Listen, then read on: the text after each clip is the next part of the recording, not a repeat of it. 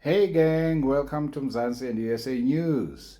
Now, here is a befitting advice to all those who call themselves celebrities, particularly in South Africa, who seems to think that they are in a better position to give us advice on any subject. Listen to this.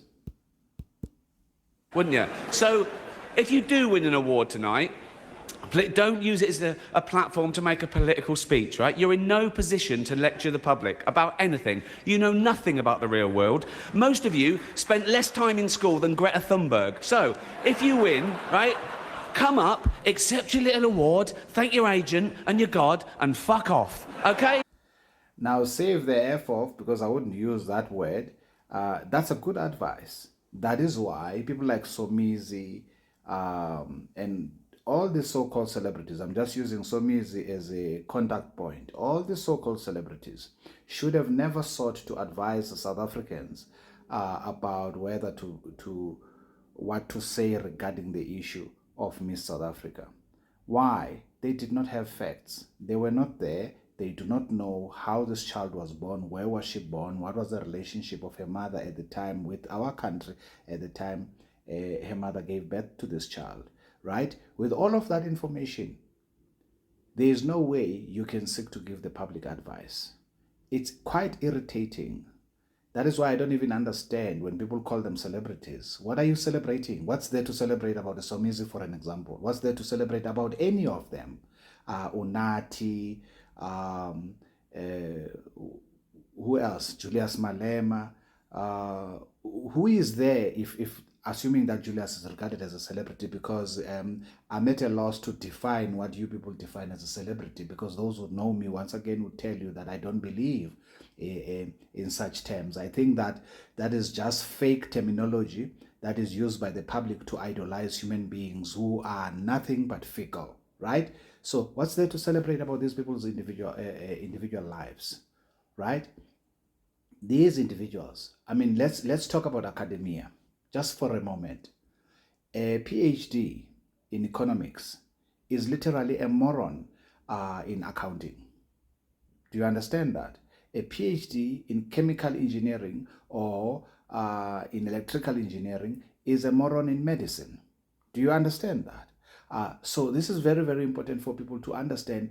I may be exaggerating when I'm using the word moron, but I'm trying to make a point here for you to see that you could be the highest educated person in your field, but in the next field, you know nothing about that field.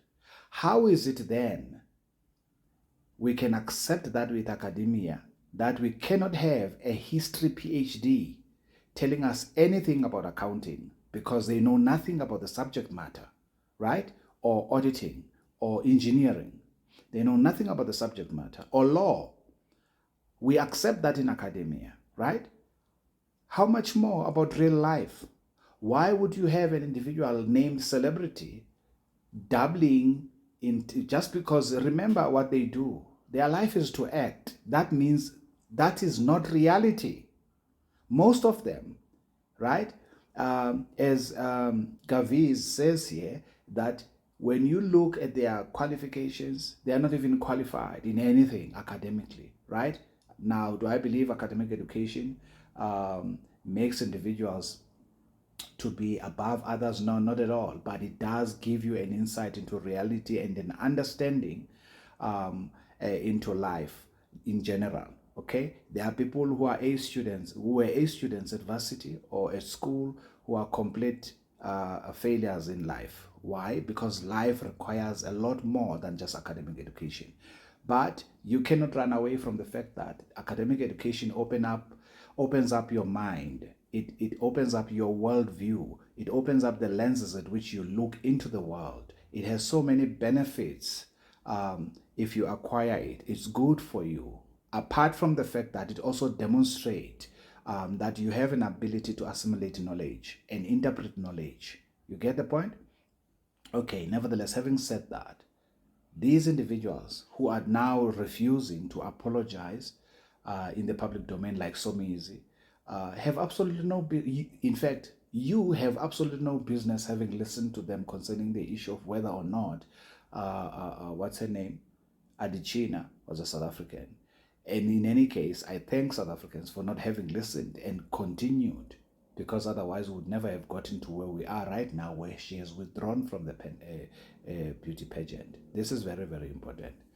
Okay, let me love you and leave you. Ciao, ciao. Bye for now.